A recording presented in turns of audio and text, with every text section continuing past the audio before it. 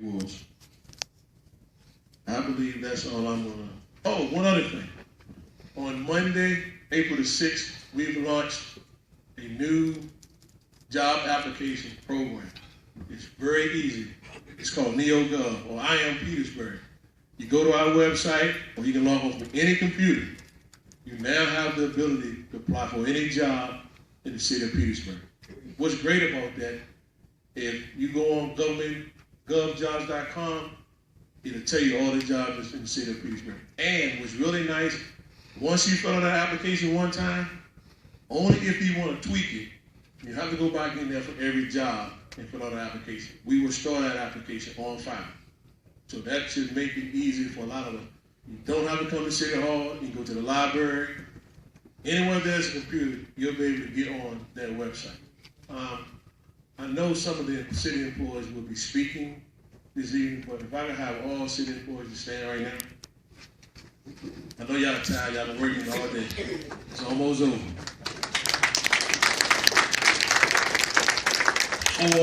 For the business owners, on this Tuesday night at 6:30 at the train station, there will be a presentation by Ms. Pamela Harrison, Ms. Michelle Peters, talking about the business license process, what we have done to change that process and to make it shorter. When I first got here, well, even a few weeks ago, the vice mayor brought it up that he still received complaints that it takes too long to get a business license in the city of Petersburg. Ms. Harrison and Ms. Peters and her team have been working very hard for the last 6 or 7 months to streamline this. So if you want to understand it, please come out to the council meeting. And it'll be nice at one of our council meetings, we see all of you. It'll be nice to see this many people sitting at the train station. It's only twice a month. It's at 6:30, and most nights we're out by 9, depending on how the mayor feels that day. Oh, he told me to sit down. Thank you. Thank you. Let's give our city manager a hand. Come on, Steve. We have Steve Hicks is coming. Good evening. Mayor, Vice Mayor, City Manager. I'm going to talk about public works and utilities. And a lot of times I think people not sure what we do in public works. And I always will tell people, bottom line is we are the department that maintains all your infrastructure in the city. And every time I drive around, I always wonder, what is our core service? And what I call it is our kitchen conversation. And some of you may have already heard this. I think we have a critical role, and we all realize we do and do great. And there are 5 things that is our main function. We've got to keep the city clean by cutting the grass and picking up the litter. With that, we got to make sure your trash is picked up on time. That's our responsibility. And I hope all of us are recycling. Outside is a little handout with Central Virginia Waste Management. It'll give you information about recycling as well as trash pickup.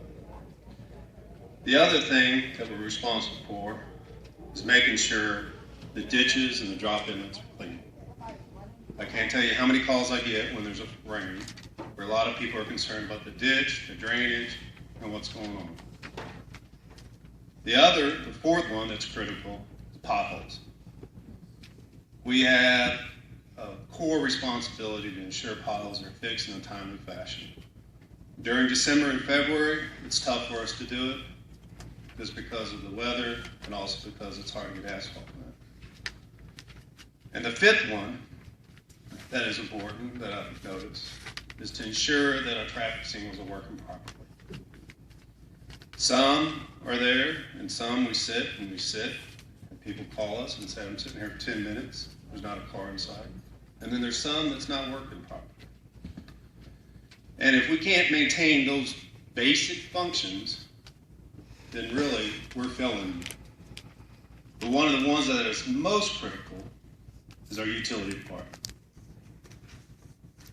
I will admit, and I take full responsibility, and we've taken other actions, that most of you, if you were caught up in this billing issue, we made a mistake. And I hope we're doing everything to build your credibility back. I hope we're doing everything to establish an installment plan. but we identified the area that we messed up, and it won't happen again. Some of the areas we're correcting is we're going to a monthly billing, but at the same time, we have an aging infrastructure. And the price of water that we purchase is not going down, it's going up.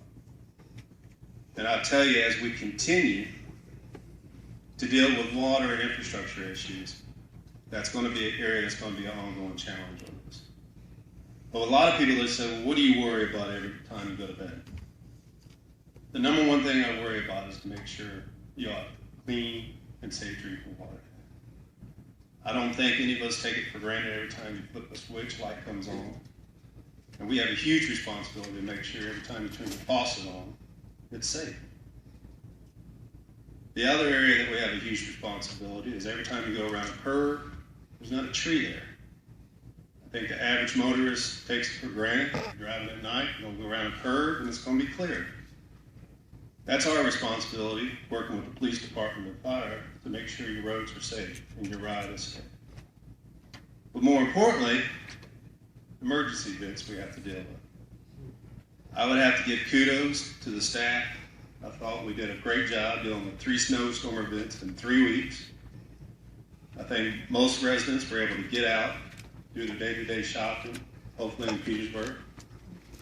But I think in general, when you think of public works and public utilities, we're pretty much in your backyard. Chances are we're part of your kitchen conversation. And chances are you talk about potholes, you talk about trash, you talk about grass, you talk about that traffic light we were sitting at for 5-10 minutes. But most of all, you also are concerned about drainage. So what are we doing? For the first time, we have a capital improvement program, 5-year program. That program is going to list out all the infrastructure needs we need to do to identify, and we're going to try to fund all of those and take care of them. Second thing we're doing, we identify what we call hotspot drainage areas. We know, just like you do, where the hotspot areas are, what I call low-hanging fruit items. And we know there's some simple fixes, and then there's some complicated fixes. But we shouldn't hold up the simple fixes while you're just sitting there and keep on calling and wondering why no one's come by for the past 10 years. So we're taking care of that. The other issue is our pavement schedule. Instead of constantly fixing potholes, I think most of you have seen that South Crater Road's been paved, Sycamore's been paved, a lot of other roads are going to be paved, 460 is going to be paved, the remaining section of South Crater Road will be paved this summer. So we're actually now spending on the average about $1.5 to $2 million on infrastructure. That's a lot of money, and it's all being invested back into our road system.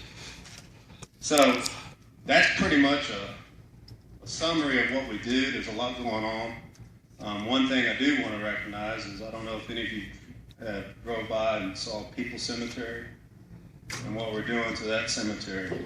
But I tell you, it's those little projects that a group of citizens approached council, city manager, approached staff, and we found a solution that was within our budget.